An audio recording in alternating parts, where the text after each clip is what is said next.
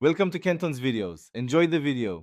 In this video, I will explain how to use Stash Rust. We'll begin by understanding its core purpose, providing a robust, in-memory caching mechanism for your Rust applications.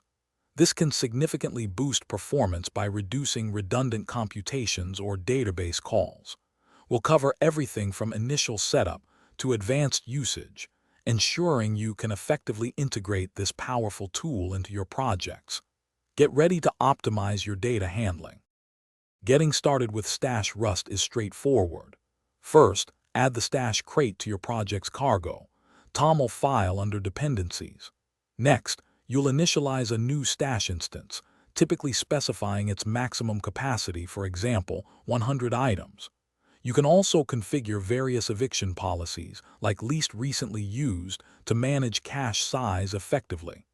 This foundational setup prepares your application for efficient data caching.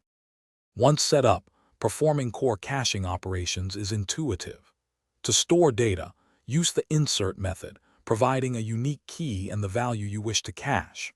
Retrieving an item is done via the get method, which returns an option type, allowing you to handle cases where the item might not be present. You can also check for existence with contains key or remove specific entries using the remove method. These operations form the backbone of effective caching. For more advanced scenarios, Stash Rust offers flexibility.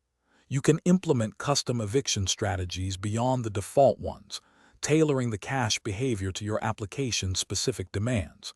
When working in a multi-threaded environment, ensure proper synchronization mechanisms are in place to maintain thread safety.